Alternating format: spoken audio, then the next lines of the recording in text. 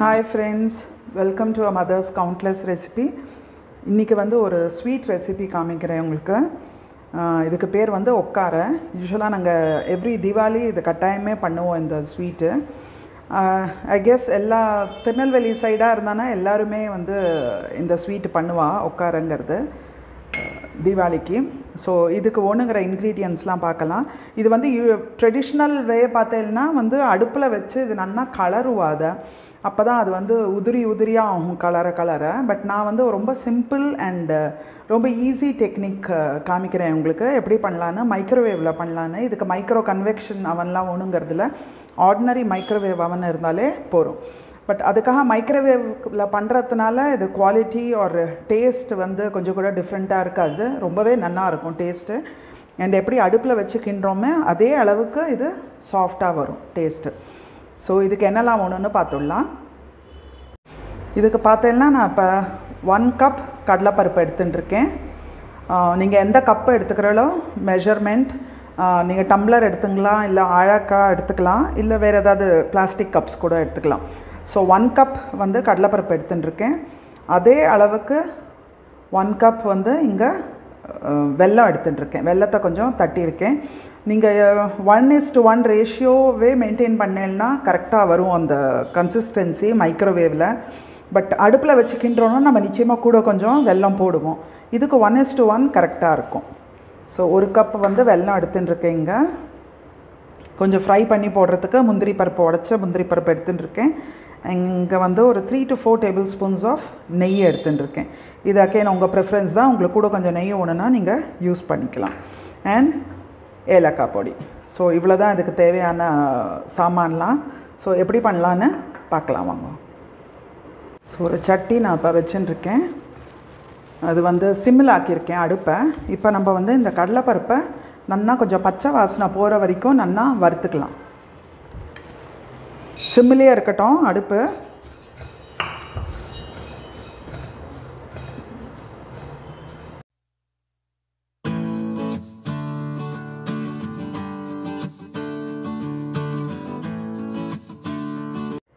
இப்போ கடலைப்பருப்பை நல்லா வறுத்தாச்சு.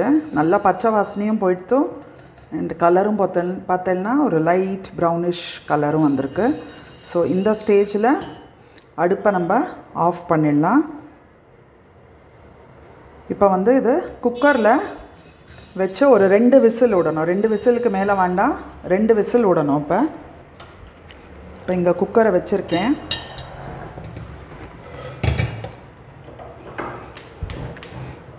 ஆல்ரெடி தண்ணி இதில் குக்கரில் கொதிச்சுருக்கு.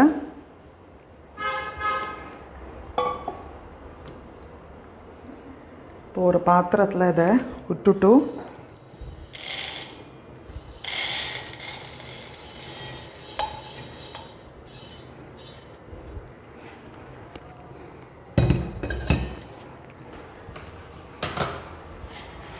இப்போ இது முங்குற அளவுக்கு இதில் தண்ணியை விட்டுடலாம்.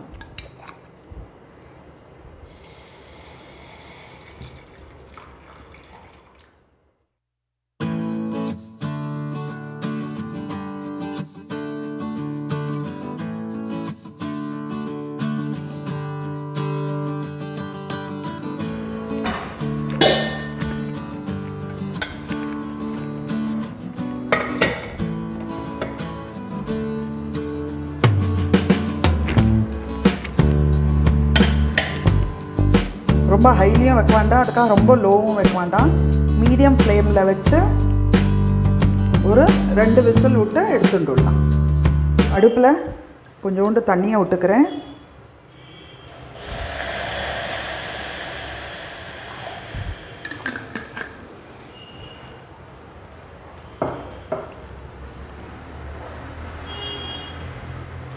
ஸோ இதை நல்லா கரையட்டும். கரைஞ்சதுக்கப்புறம் மண் இருந்ததுன்னா வடிகட்டி எடுத்துட்டுடலாம்.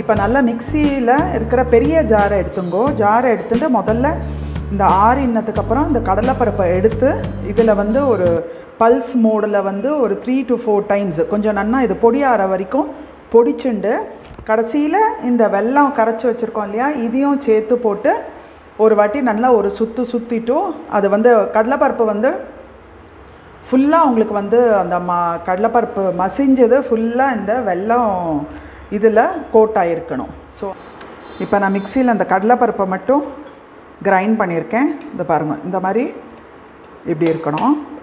இப்போ இதில் அந்த வெல்லத்தை கரைச்சி வச்ச வெல்லத்தை போட்டு ஸோ ஒரு 2 வாட்டி சுற்றி எடுத்துக்கலாம். அதை இதோ இப்போ வெல்லத்தையும் போட்டு இது கடைசி பிட்டு இருக்குது கொஞ்சம் வெல்லப்பாகு.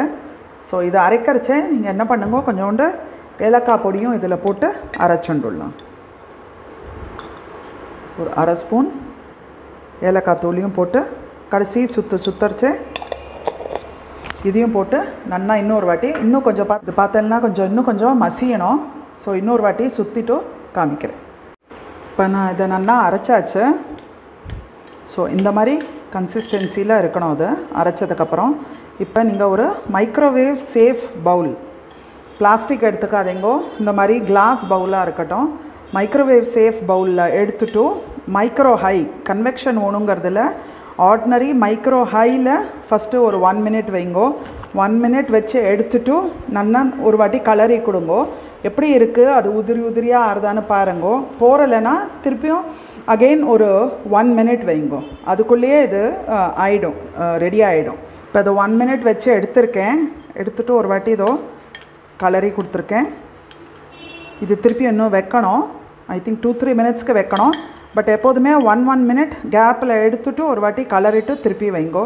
இதில் இருக்கிற அந்த மாய்ஸ்சர் கண்டென்ட் எல்லாம் போய் இது கொஞ்சம் உதிரியாக ஆனும். ஸோ அந்த அளவுக்கு இது அந்த கன்சிஸ்டன்சிக்கு வரணும். ஸோ இப்போ 1 minute வச்சுருக்கேன். திருப்பி இன்னும் ஒரு 1 minute கழித்து உங்களுக்கு காமிக்கிறேன். ஸோ இப்போ இன்னொரு நிமிஷம் வச்சு எடுத்துன்னு வந்திருக்கேன். ஸோ இப்போ முந்திக்கு இப்போ பார்த்தேன்னா நல்லா கொஞ்சம் உதிர்ந்து வந்திருக்கு. ஸோ டோட்டலாக 3 minutes 1 minute வச்சு எடுத்திருக்கேன். இப்போ இன்னும் ஒரு 50 seconds வச்சு எடுத்துன்னு வரேன். ஐ திங்க் அது போகிறோம். ஸோ மொத்தம் டோட்டலாக 3.5 minutes ஆறுது. இப்போ அகெயின் வந்து ஒரு அவன் வந்து ஒரு மாதிரி ஒர்க் ஆகும்.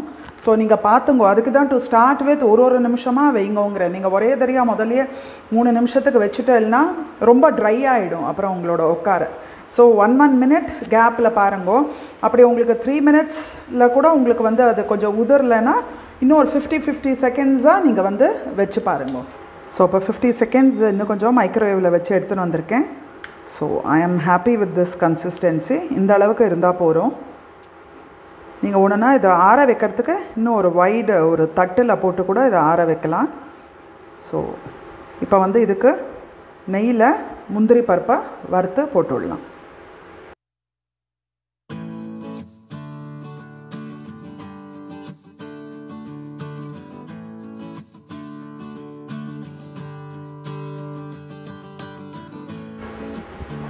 ஸோ முந்திரி பருப்பை வறுத்துன்ட்ருக்கேன். அதுக்குள்ளே அந்த இதுலேருந்து எடுத்து நீங்கள் இந்த மாதிரி ஒரு தட்டில் நன்னா இதை ஆற வச்சுருங்கோ. ஒரு 10-15 நிமிஷம் ஆறினதுக்கப்புறம் இதில் முந்திரி பருப்பு போட்டு நீங்கள் ஃபினிஷ் பண்ணிக்கலாம் இதை. ஸோ இது கொஞ்சம் ஆறினதுக்கப்புறம் இந்த முந்திரி பருப்பை இது மேலே போட்டு விடுறேன். உங்களுக்கு ஒன்றுனா இன்னும் கொஞ்சம் கூட நீங்கள் நெய் விட்டுக்கலாம். இது ஆற இன்னும் கொஞ்சம் உதிர்ந்துக்கும். ஸோ இந்த தீபாவளிக்கு இந்த ஒக்காரை மைக்ரோவேவில் பண்ணுற ஒக்காரையை ட்ரை பண்ணிவிட்டு கமெண்ட் செக்ஷனில் உங்கள் வியூஸை போஸ்ட் பண்ணுங்க. So wish you all a happy and a safe Diwali. So until next video, thank you and bye from me.